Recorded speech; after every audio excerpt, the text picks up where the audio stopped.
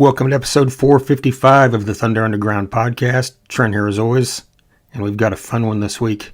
Two members of the band Generation Radio are joining me to talk about their brand new album, Take Two.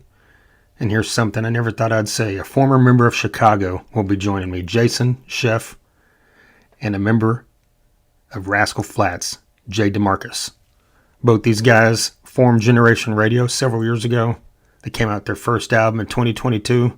They got their second album coming out here in 2026, next Friday. We're going to talk all about that here coming up shortly with them.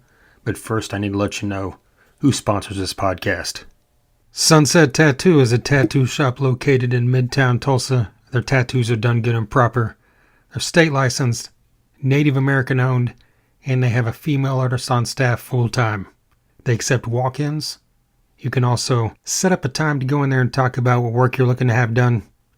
They've got tons of photos on their social medias you can check out to see that they specialize in all different kinds of styles. Sunset Tattoo Tulsa on both Instagram and Facebook. I've had multiple tattoos done by Jake at Sunset Tattoo that I'm very happy with. I know many others that have as well. And in fact, there's probably been some members of a band you love that have as well. Jake has tattooed many members of some well-known rock, hard rock, heavy metal bands throughout the years as well. His shop is dedicated in celebrating the world of hard rock and heavy metal, kind of like we do here at Thunder Underground. So it's a good partnership. Very happy to have Sunset Tattoo going strong after all these years. Appreciate their support. Get in there and tell them you heard about them right here on Thunder Underground. We've also got DEB Concerts, our longest running sponsor, concert promoter based in the Tulsa area that has brought tons of great acts to the downtown area of Tulsa, such as Megadeth, Lamb of God, Saxon, Last in Line, Buckcherry, Snoop Dogg, Ice Cube, Great White, LA Guns, Steelheart.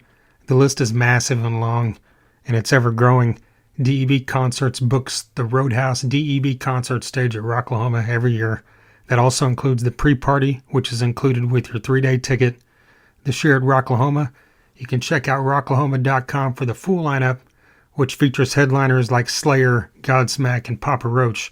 But the DEB concert stage specifically will feature Plush, She Hates Me Not, a Van Halen tribute called Jump, 7 Foot Monkey, an Ozzy tribute called Ozzolution, Molly Hatchet, Slaughter. Hey, Mark Slaughter has been on this podcast twice, and the almighty Ugly Kid Joe. One of my favorite vocalists of all time, Whitfield Crane. One of the most underrated bands ever, for their first time at Rocklahoma here on the 20th anniversary. Super excited to be able to see Ugly Kid Joe once again. If you haven't, you're in for a treat. DEB Concerts. Hit him up at debconcerts.com to be kept up to date. And of course, we keep you up to date right here. And speaking of Rocklahoma, the Rocklahoma Bitches are back as a sponsor leading up to Rocklahoma 2026 once again. They've been an institution at Rocklahoma dating back to 2011, 15 plus years now, almost the full 20 years. I've personally been fortunate enough to make it to every Rocklahoma since 2007. I'll be out there once again this year in 2026 along with the Rocklahoma Bitches. Christy and Kendra are very supportive of the community of Rocklahoma. That's what they're out there. They're always out there hosting events at the parties that go on in the campgrounds. They've got tons of merch for Rocklahoma Bitches, t-shirts, koozies, bags, stickers. They have new stuff every single time I see them, and they will give you all this stuff at Rocklahoma for absolutely free. They don't charge for a single piece of their merch. They're always flying around the campgrounds, passing out this stuff to support Rocklahoma and support their love of the festival-going experience. They're very charitable besides just their merch. Christy always bids on the autographed guitars that Rocklahoma auctions off every year for charity, and she usually walks away with one. Rocklahoma Bitches also sponsors the Cancer Sucks benefit that happens in Tulsa every year at the end of November to, of course, raise money for cancer that happens at the Canes Ballroom. Rocklahoma Bitches, super excited to have them back, partnered with Thunder Underground, leading up to Rocklahoma once again. So here we are in April. We've got this album coming out from Generation Radio called Take Two. Comes out next Friday, April 17th. So be on the lookout for this. In the meantime, you can check out their debut album, Generation Radio. Of course, both these guys that are joining me, as well as everybody else in the band, have a pedigree a mile long. This band is very indicative of the members of it, especially the two guys that are joining me today. Jason Scheff, of course, the former vocalist of Chicago for over 30 years, and Jay DeMarcus has been a founding member of Rascal Flatts, this whole time they've been together as well. Jay is also a very accomplished producer. In fact, he produced Chicago in the past. He's produced a lot of other mainstream acts, and these two guys together, are kind of what you would expect. It's a hit-making, two guys that are very astute at writing hits come together. The sound is kind of what you would expect. You got a guy from Chicago and a guy from Rascal Flatts. And while some of the other elements from other guys in there, involve country and a bit of classic rock, their drummer played with Tom Petty, former drummer, of course, with Journey. So that's about the span of this band's sound. That kind of gives you a good idea, from Rascal Flatts to Journey. They kind of fit right in the middle of that mold, which, I guess might be Chicago, right? That real kind of adult contemporary soft rock, borderline AOR rock. They've got some of their music is AOR and very much fits that vibe.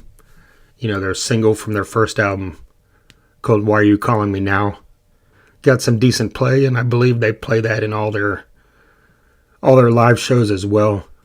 That is very much a song that you would have heard all over the radio if it had come out, in 1988, I'm sure. The first album has a song called Smokin' that is actually sung by the bass player Todd. That's it is very reminiscent of 80s Bad Company, which is something you don't hear as a descriptor a lot of times, because I feel like 80s Bad Company kind of got lost into the ether as time went on, even though they had massive hits. Bad Company, of course, all their hits came in the hits that, renown with people and stick around on classic rock came in the 70s. But in the late 80s, these guys had several hits, probably 4 or 5 radio staples when Brian Howe was their vocalist. Regardless, that's just kind of the vibe I got from the song Smokin'. It's that very much that blues-oriented, that English rock. How about that? One of the original members of Generation Radio was Dean Castronovo. Of course, from Journey fame, he has also been a part of Bad English, which fits very well into the sound of Generation Radio as well. I'm surprised they didn't play When I See You Smile in their live set whenever Dean was in the band. But I know they played a couple Journey songs, and Dean is a phenomenal. One thing, that always slips under the radar to a lot of people that aren't astute with Journey don't realize that how phenomenal of a singer Dean Castronovo is, and is very much in the style of Steve Perry. I'm talking to the point that he could front Journey and it would sound great. He has a band called Revolution Saints, if you're not familiar, that now has 3 albums. I believe their 4th one is on the way, I think I read. And he has been on this podcast before. In fact, one of my favorite guests throughout the 11 years of this podcast. Quite a great conversation I had with Dean that was I think if I remember right, it was like an hour and 10, 15 minutes talking about everything from Journey to Addiction to heavy metal, because he's done stuff in the metal world as well. But yeah, back to Generation Radio and its current members. They've got 2 singles out right now. Montana Sky, we're going to talk about that very shortly. Fantastic song. And they just released the 2nd single off this album called The Melody. I'm sure you'll see another single as well. Check them out on YouTube so you can watch the videos for these songs. Follow them on all their socials. Really dive into this group. It's cool to see, guys that have been in the music business for a long time still passionate about putting out great music. And that's exactly what Generation Radio is doing. All right, let's jump into this. Here is Jason Scheff and Jay DeMarcus of Generation Radio.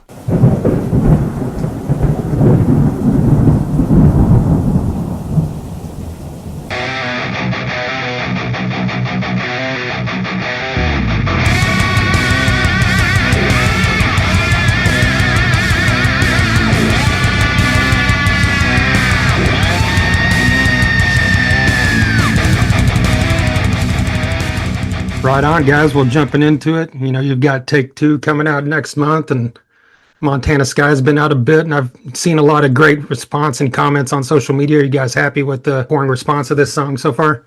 Yeah, man, it's been really great to see people react to it, and it's the best you can hope for when you make music is for people to respond to it, and it really does feel good to be here with a new album. It's been a long time coming. We took a long time to work on this one, and so to have the first one out of the gate, seemingly have as well of a response as it does, it feels really great.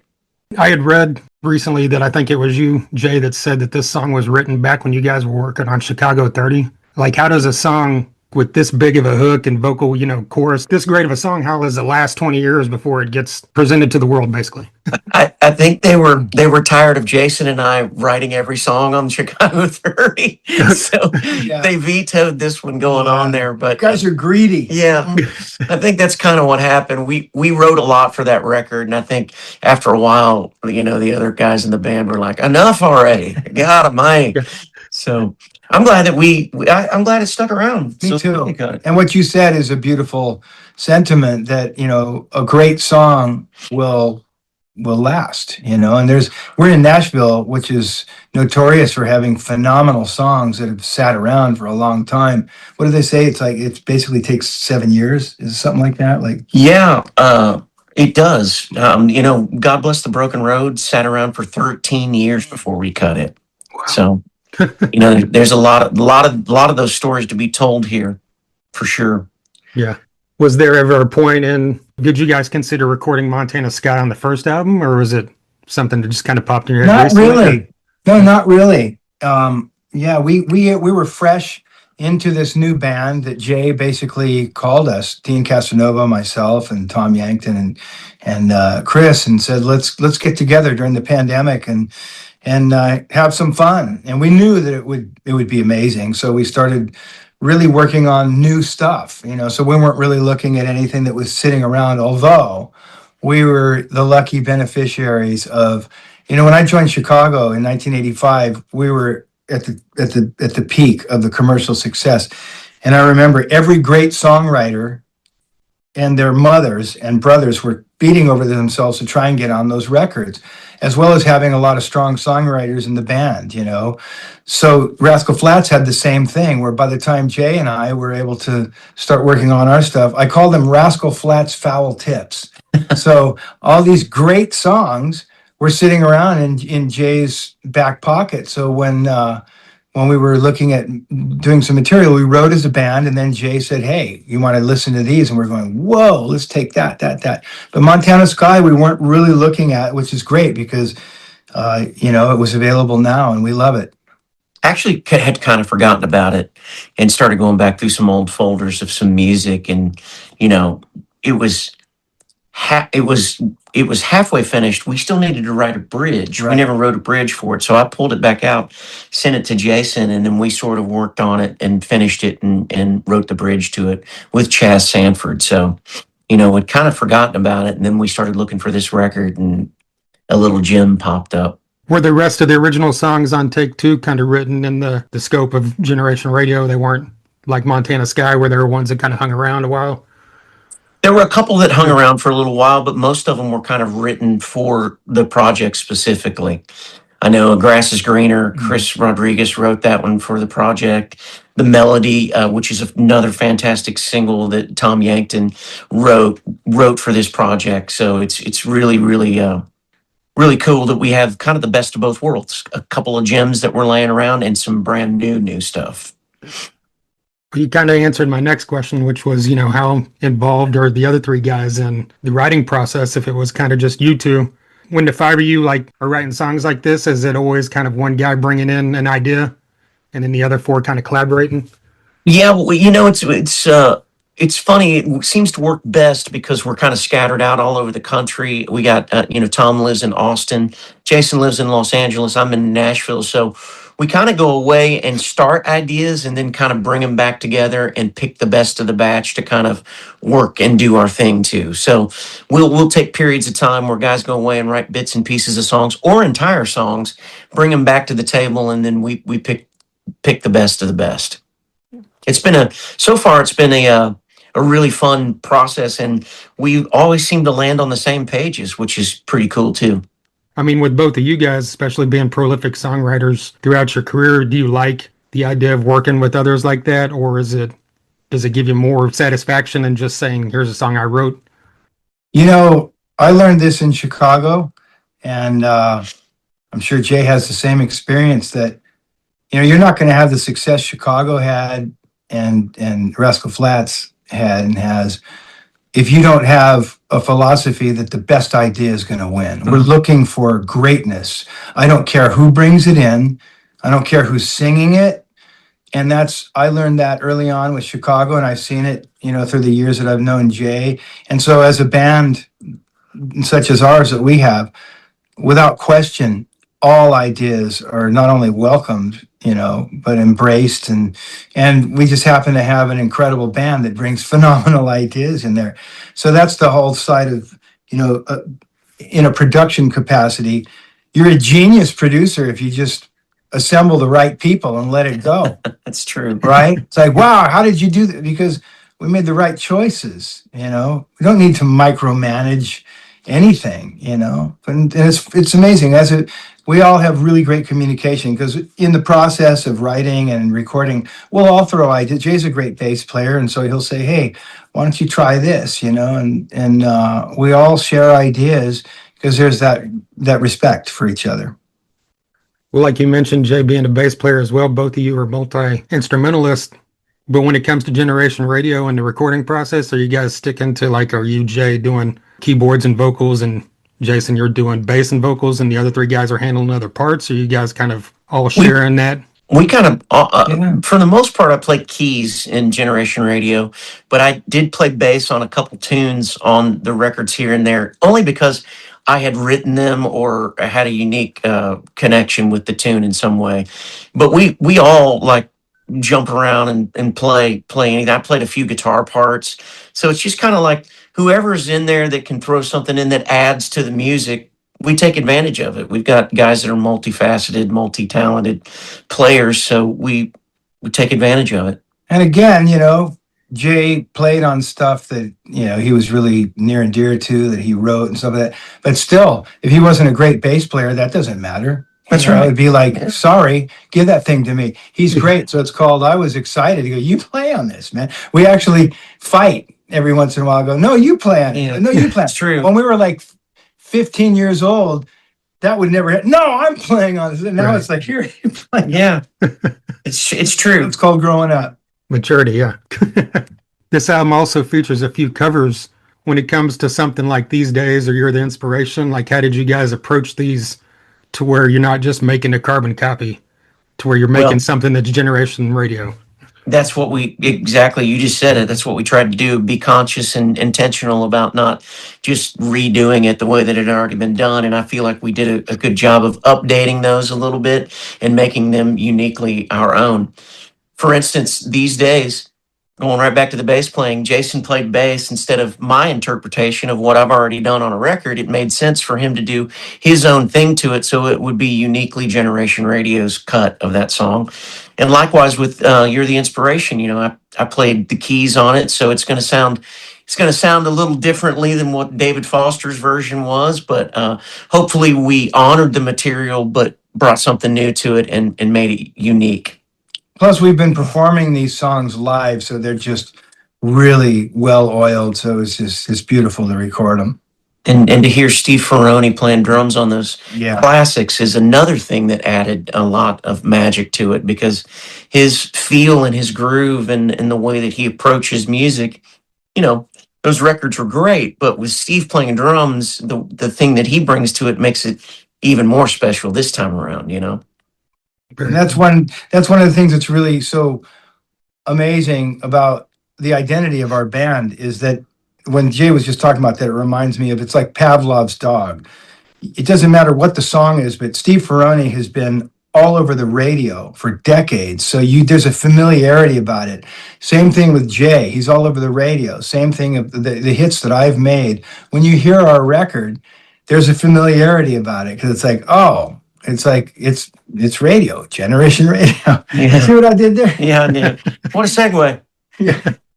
Well, for you, Jason, when you're playing bass, Steve's a different type of player than Dean. So does that, I mean, but you've played with tons of guys throughout your career. Playing live in Generation Radio, did it give it a different feel for you? Like the first show playing with Steve? Without question. And Jay and I talked about this early on because it was so different. And it's great. And I'll tell you a little story that when Steve Ferrone's whole approach is very relaxed.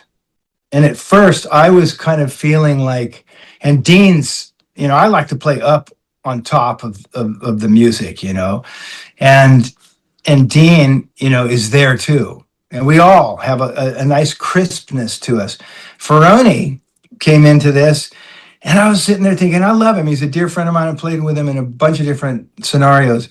And I started feeling like, man, he's kind of pulling it a little too far back. And I'm trying to push him a little bit, and he's not coming. If you know Steve, it's like there's a defiance. And it's not an ego thing. This is where it is. He's right. So all of a sudden, I said to myself, I don't know if this is going to work out with him. And I'm thinking, I'm trying, but it's not. It doesn't seem like he's coming to where I'm feeling this music. And so I said, let me conduct an experiment. And I went out that night, and I was really trying to move him along. And it felt to me like, okay, this is going pretty good. He's still not coming there. And I listened back, and I went, Jason, you sound like an idiot. You sound like you're just rushing so far ahead of this. I said, you got a decision to make. I could have told you that. You already I'm did. just kidding. So I said, the next night I'm going to conduct an experiment. As weird as it's going to feel and counterintuitive to where my instinct is, just try and go back there with him. Just try and go back there. And during the night, it was like feeling like, man, something's just, in me that just wants to explode. But I did it, and I listened, and I'm telling you right now, it changed the way I play bass forever.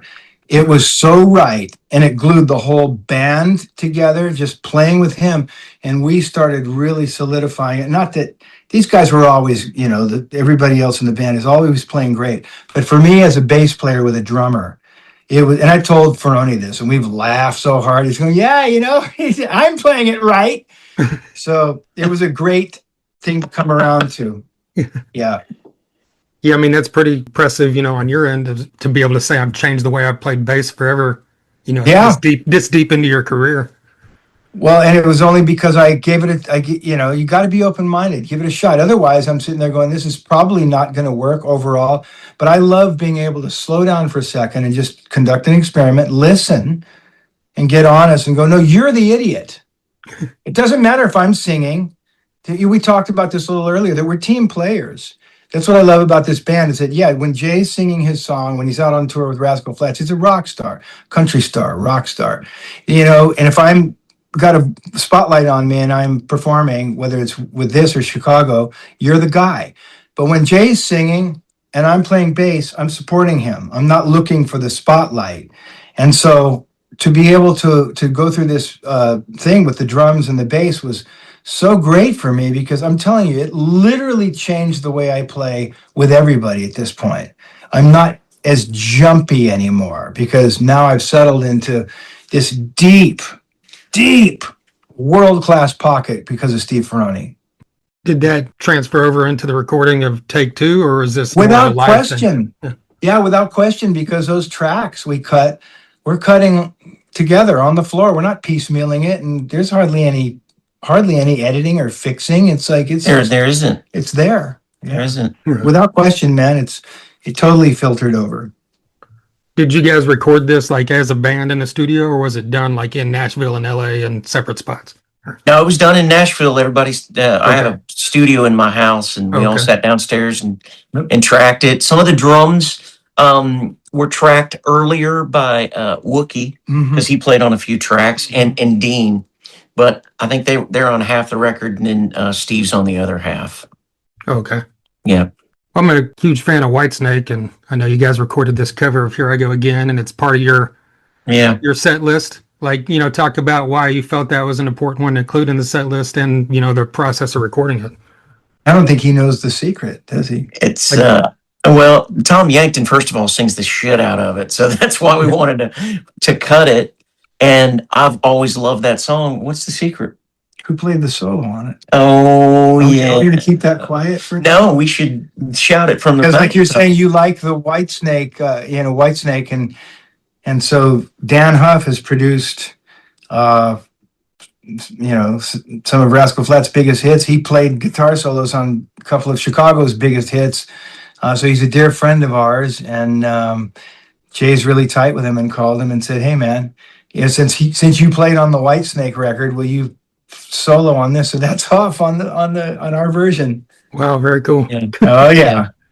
He actually played on You're the Inspiration and Oh, a that's couple right. other things too. He played. Maybe Monday? Yeah, he played on Yeah. Monday. You mean Yeah, on the I original just- recordings? No, on this record. Oh, on on the take record. two. Okay. Yeah, yeah. Yeah. So I just sent him a drive and I said, "Man, here's some tunes. Let me know if you can play on them." And about 2 days later, he started sending me files back. And I said, "How much do I owe you, man?" He goes, "Nothing." It was an honor to play on that stuff, man, and to hear those songs again.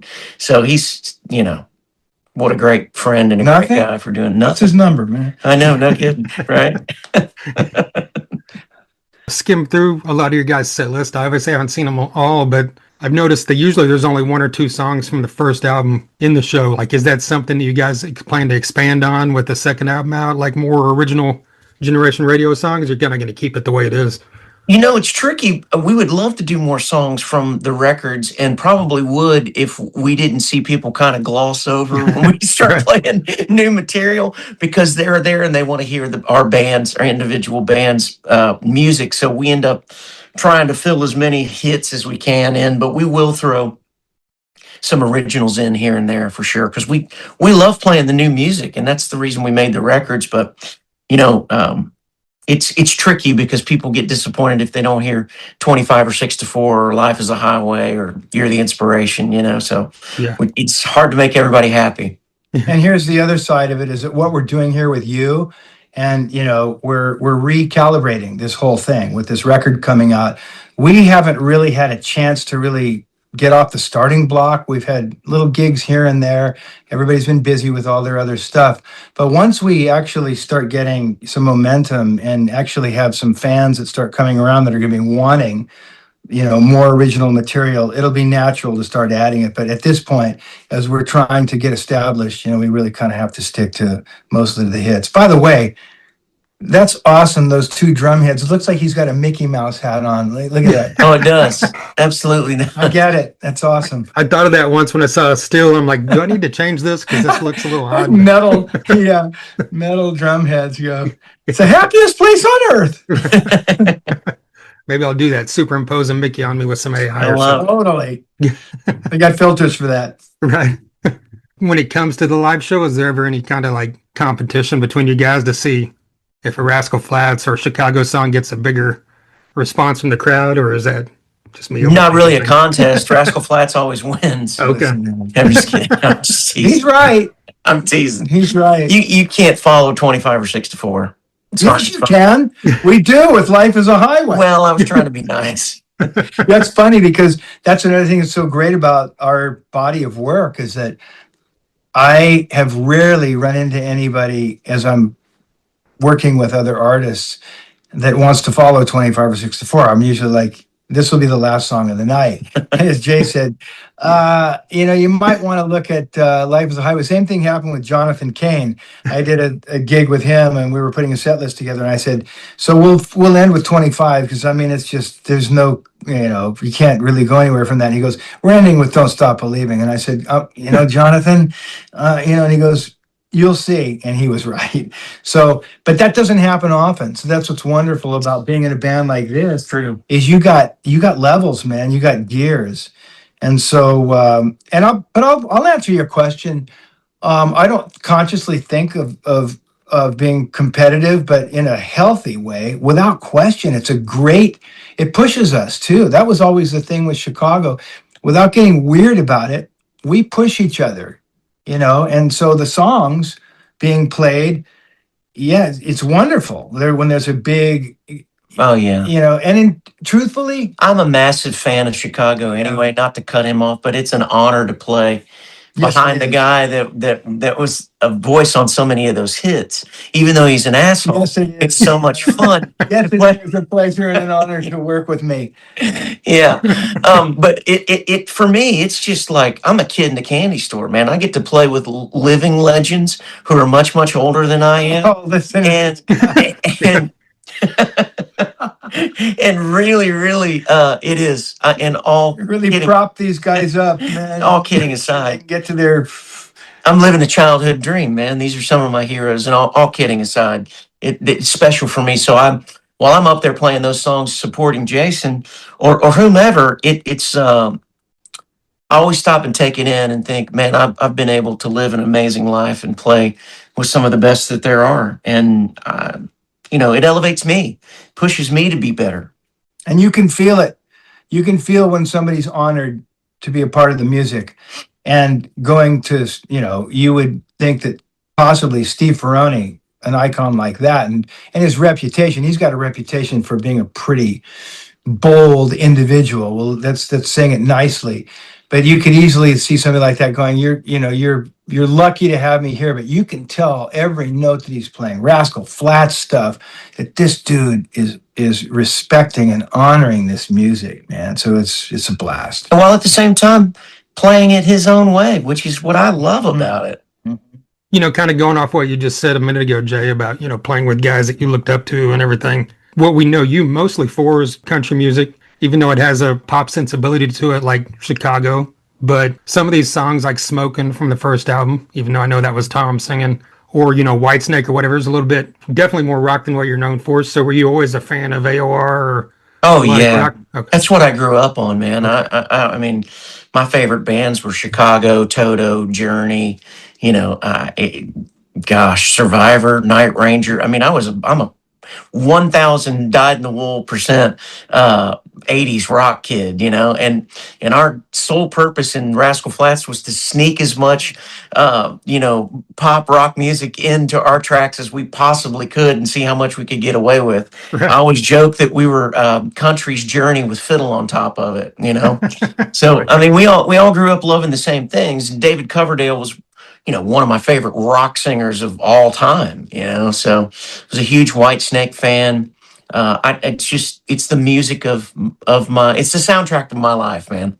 I used to joke with Jason that long before I met him, I was 17 years old, screaming down the back roads of Ohio to my girlfriend's house, screaming out, "What kind of man would I be?"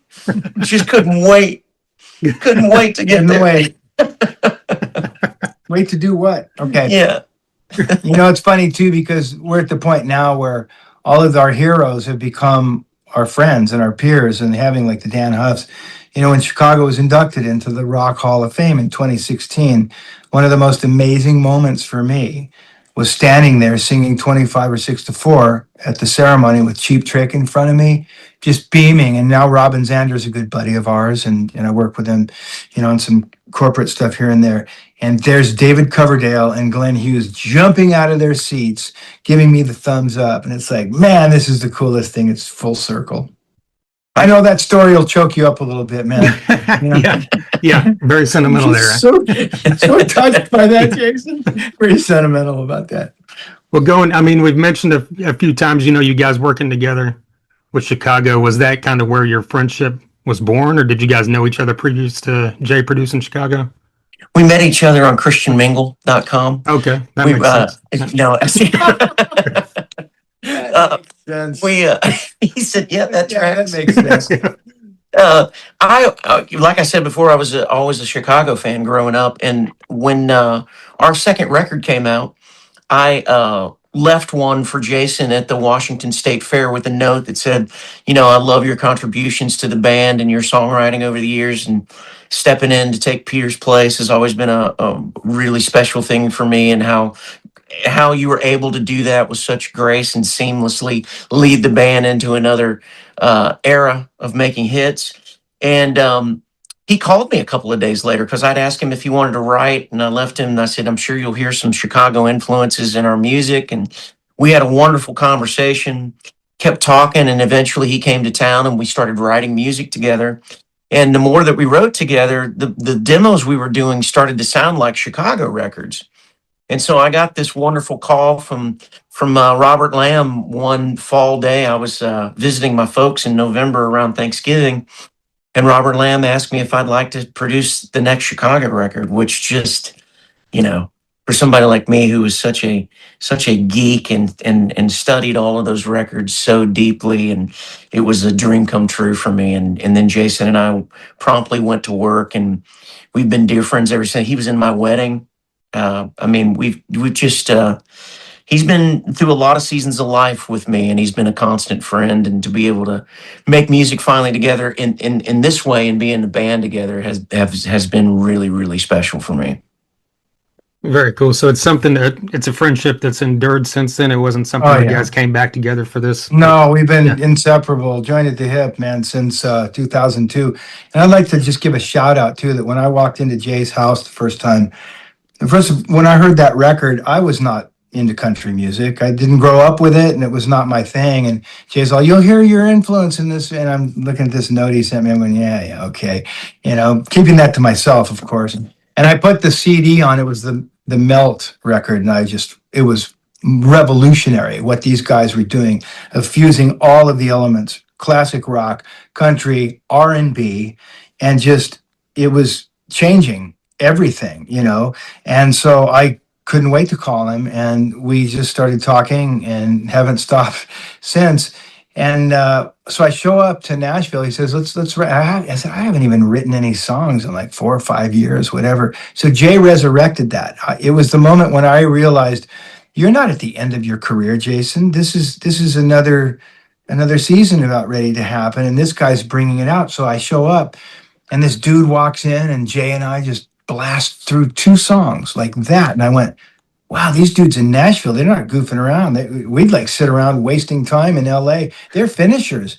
And so this dude leaves the room, and I said, what's his story, Jay? And he goes, oh, that's Brett James. He's BMI Songwriter of the Year. Brett James comes in, and we drill these 2 songs. And so I become friends with him. Hate This Heart on our record that's out right now is co-written by Jay and James. I mean, Brett. And we lost Brett. So I want to just kind of put a shout out that I want to dedicate, a lot of what we're doing to Brett James, man, one of the greatest songwriters in the world. And we just lost him this year. Absolutely. Yeah. Well, you mentioned the momentum of the band earlier. And like when you guys, recorded your first album and started, Rascal Flatts had broken up. And since then, of course, you got back together. Did that kind of change the path of what Generation Radio is doing, or make it a little tougher for you guys? Big time. He's abandoned us. Yeah. We knew it was coming, man. I laid the law down when I went back on the road with Rascal Flatts. It's my way in this band, or it's the highway. Good. And I demand that they listen to me and Life do what is a highway. Yeah.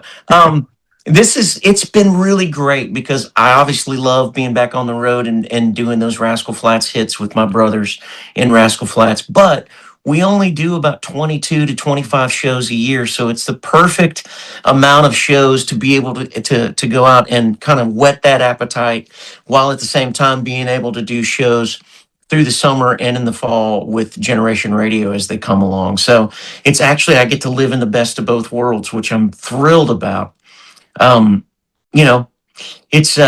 I get to go be in country music, which I've spent most of my adult career in, coming up with those guys and do that. And then I get to live a rock star dream and play with some of my dear friends and play some timeless music. And it's a blast. Kind of a side note, Jay, I just saw this video of you with your son performing at the Opry. Oh, yeah. man.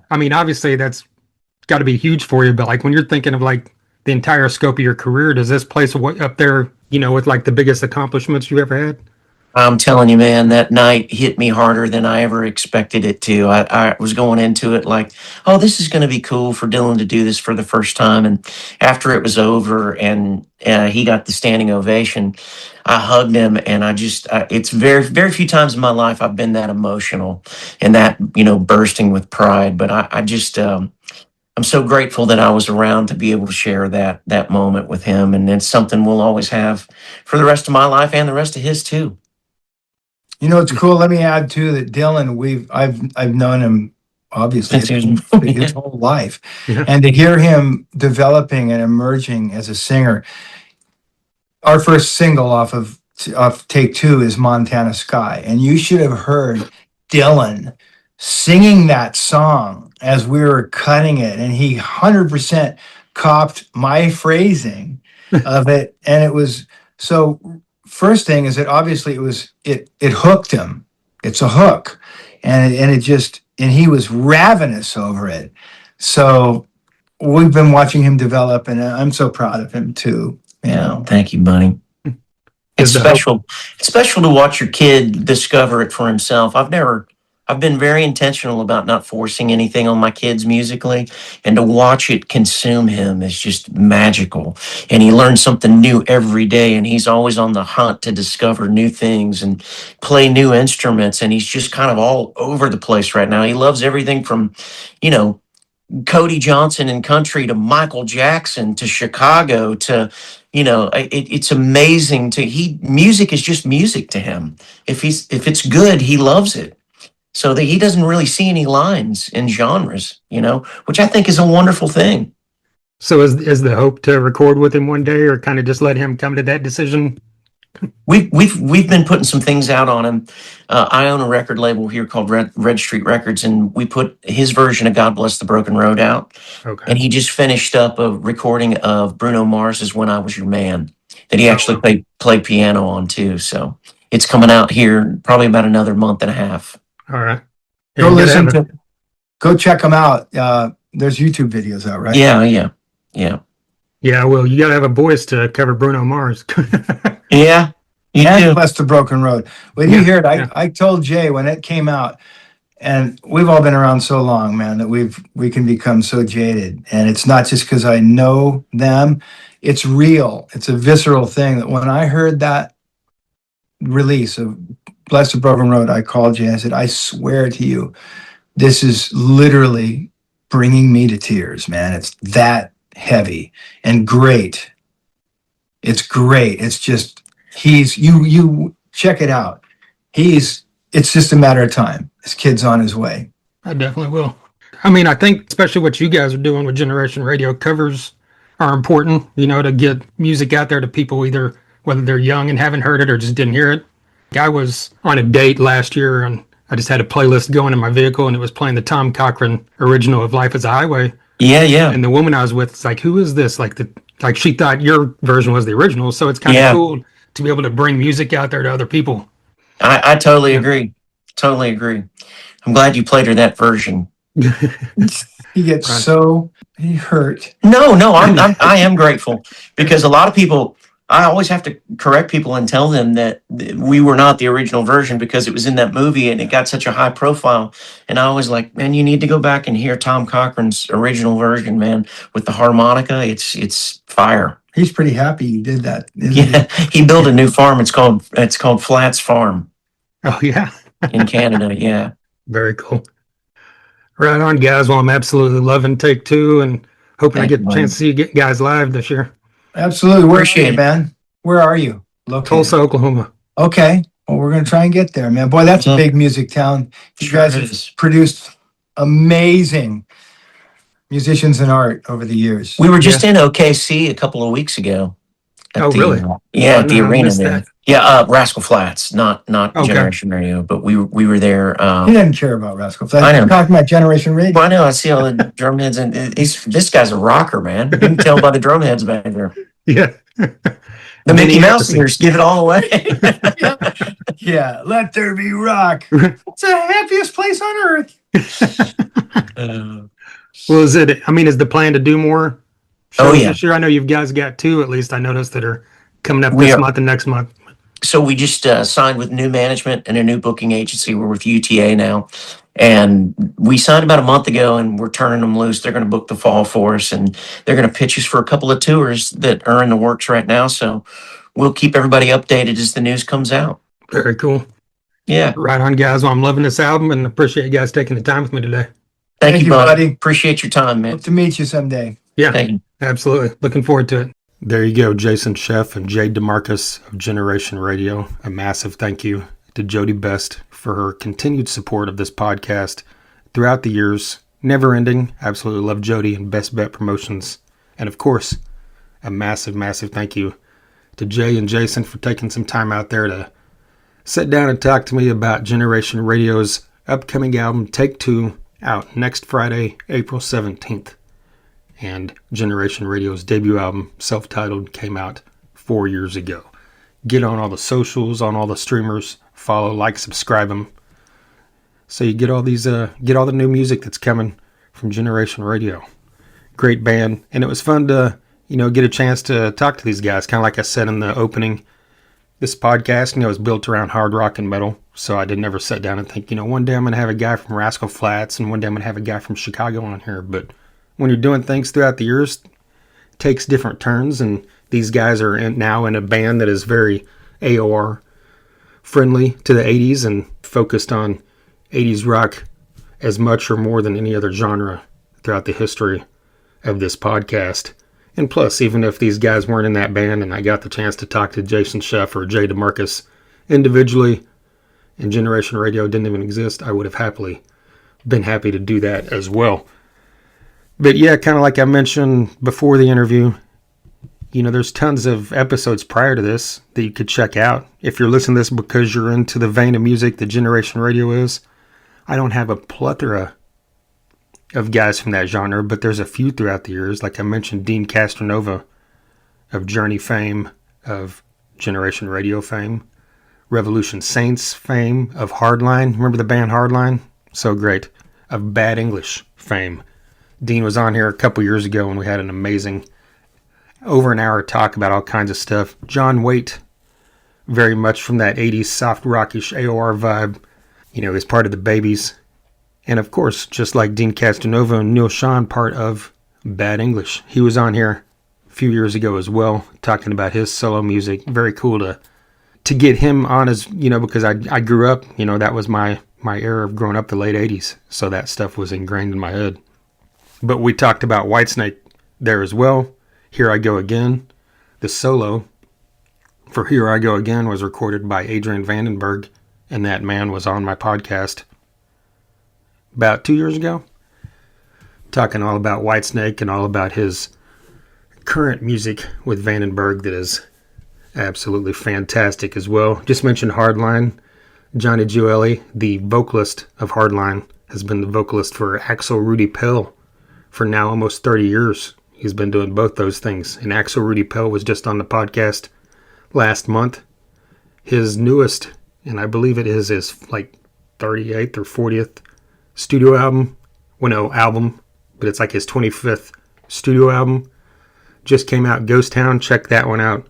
But yeah, just digging back through the years, members of Lynyrd Skynyrd, Kiss, Deep Purple, Motley Crue, Guns N' Roses, Def Leppard, Twisted Sister, Billy Idol, Alice Cooper, John Fogerty, Warrant, Firehouse, LA Guns, Slaughter, Megadeth, Testament. The stuff gets, heavier than that. I've, gone on the route of country with Shooter Jennings. There's been electronic artists on here. There's been across the board. So dig back through there at thethunderunderground.com. You can listen to everything right there. Wherever you're listening right now, if it's on Spotify, YouTube, Apple, wherever, hit like, follow, subscribe so you don't miss future episodes. If you leave a review as well, that's also a big help. Future episodes coming up. Bad Marriage, the band that features Tommy Skeoch, one of the two original guitarists of Tesla, will be on this podcast. That's in the band I didn't mention a minute ago. Tesla's one of my all-time favorite bands. Frank Hannon from Tesla's been on this podcast 4 times. Brian Wheat from Tesla's been on as well. And now Tommy Skeoch will be on here very soon himself. Recent episodes, I didn't mention those. Dead Groove, Defiant, Drew Cagle, 10 Ton Mojo, Great White. Mark Kendall came back for the 3rd time. His last time was almost 9 years ago. We've also had on John Corabi recently, Robin McCauley recently. Hey, he was a vocalist for Survivor for a little bit. The original vocalist, Dave Bickner of Survivor, was on this podcast for about 30 seconds one time in a studio when I was talking to someone else. But hey, getting off on a tangent. Give me a follow on the socials, YouTube, Instagram, Facebook, TikTok, X, all that great stuff. There is daily content that comes out every single day that doesn't have to do directly with these podcast episodes. There are clips from these episodes as well. So look for a clip of Jay and Jason coming up, but also tons of news and anniversaries and all that great stuff and more. So once again, a massive thank you to you for checking us out and checking out those previous episodes. If this is your first time listening, there's 454 previous to this one. So dig back through them all. All right. I'm going to stop rambling and let you know once again, April 17th, Take Two by Generation Radio coming out. Coming very soon, Bad Marriage. I've also got a couple other podcasts scheduled to be recorded, but once they're recorded, I'll let you know, because I don't like talking about things until they're official on this podcast. All right, once again, a massive thank you to DEB Concerts, Rocklahoma Bitches, Sunset Tattoo, Best Bet Promotions, and of course, Jay DeMarcus and Jason Sheff of Generation Radio. And until next time. Thunder Underground, y'all.